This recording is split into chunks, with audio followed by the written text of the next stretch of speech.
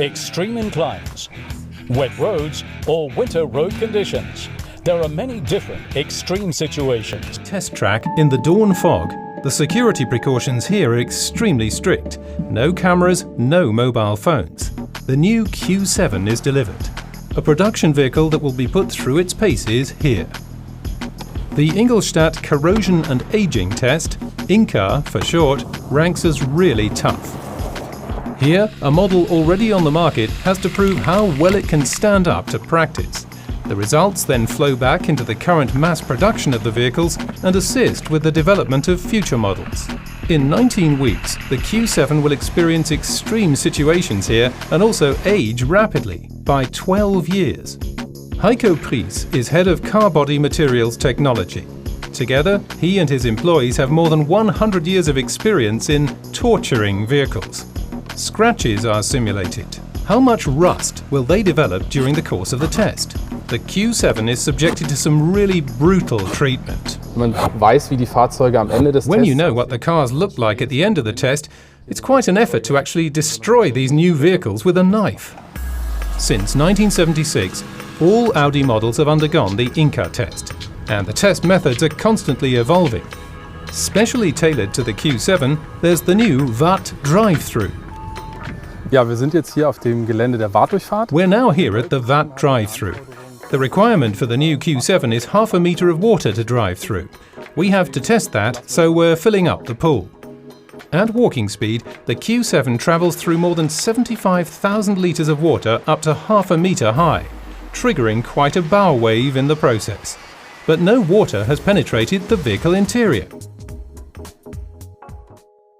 Next, it has to drive through a pool of mud, containing various road salts, dust and pollen.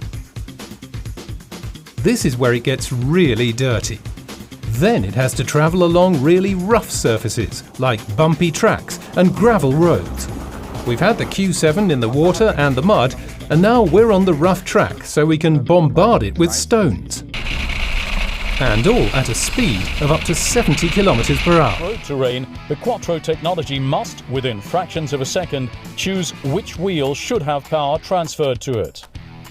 The electronic differential lock is active because we still have some wheel slip at the rear. With this power distribution, we always have reliable grip and forward propulsion. Just 2 more degrees of incline and the Audi Q7 would reach its maximum tipping point.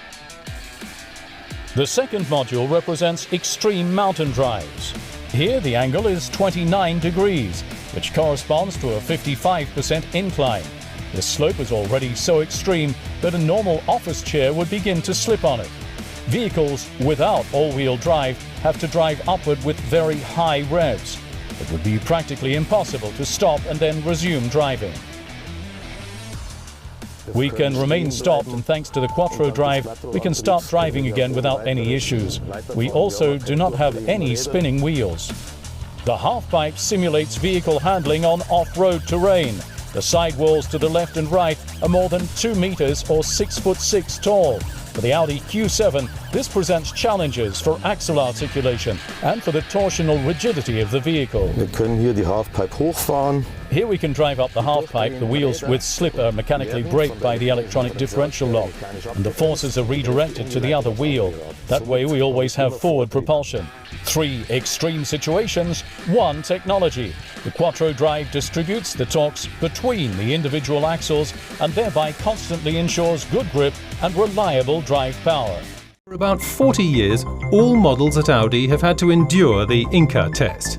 In various climatic chambers, extreme weather conditions are simulated, from continuous rain to icy cold and tropical heat.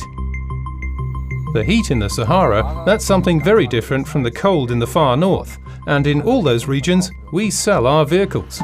At the end of the day, the Q7 is also driven into a climate chamber.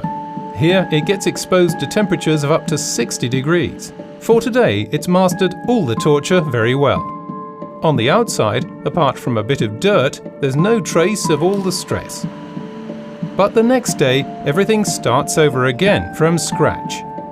After 19 weeks, the Q7 will be completely dismantled into its individual parts. Only then is it really possible to see exactly how well it's withstood the toughest test at Audi.